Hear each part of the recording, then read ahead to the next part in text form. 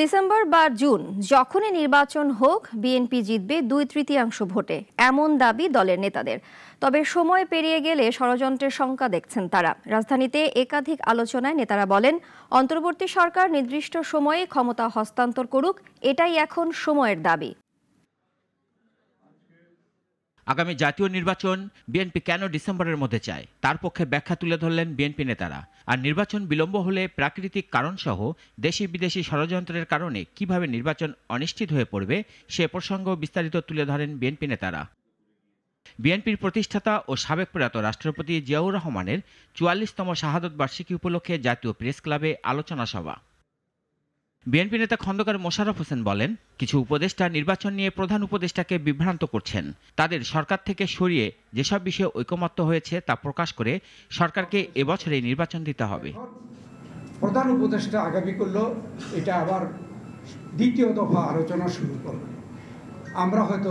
আমরা যাব, গেলেও আমরা কি বলবো? ডিসেম্বরে ইলেকশন হলেও তো বিএনপি 2/3 মেজরিটি পেয়ে সরকার গঠন করবে, আর জুন মাসে হইলেও তো তাই করবে। তো আপনারা চাপাচাপি করেন কেন? আমরা মনে করি ডিসেম্বরের মধ্যে নির্বাচন দিলে আপনার সম্মানের সাথে একটি নির্বাচিত সরকারের কাছে ক্ষমতা দিয়ে আপনারা বিদায় নিতে পারেন। অন্যদিকে জাতীয় প্রেস ক্লাবে দলীয় প্রতিষ্ঠাতার মৃত্যুবার্ষিকী উপলক্ষে আর এক অনুষ্ঠানে দলটির নেতারা বলেন, শুধু বিএনপি না, দেশের প্রায় সব দল নির্বাচন চাচ্ছে।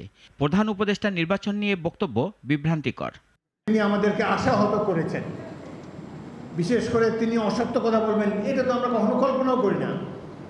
তাও বলেছেন বিদেশে, জাপানে গিয়ে তিনি বলেছেন একটা মাত্র দল বিএনপি এই ডিসেম্বরের মধ্যে নির্বাচন চায়। এটা কি সত্য? 42টি দল তার সামনে গিয়ে বলেছেন যে আমরা ডিসেম্বরের মধ্যে নির্বাচন চাই। চলতি বছরের মধ্যেই নির্বাচন সম্ভব জানিয়ে বিএনপি নেতারা যে কোনো সুবিধাজনক সময়ের মধ্যে নির্বাচনের দাবি জানান। মুক্তিযোদ্ধারা আমরা যারা জীবিত আছি, আপনারা রাশেদুল কাদির, নাগরিক, ঢাকা। আমরা মুক্তিযুদ্ধ। ওয়ালটন আবারও মিলিনিয়ার অফারে ওয়ালটন ফ্রিজ কিনে আপনিও হয়ে যেতে পারেন মিলিয়নিয়ার।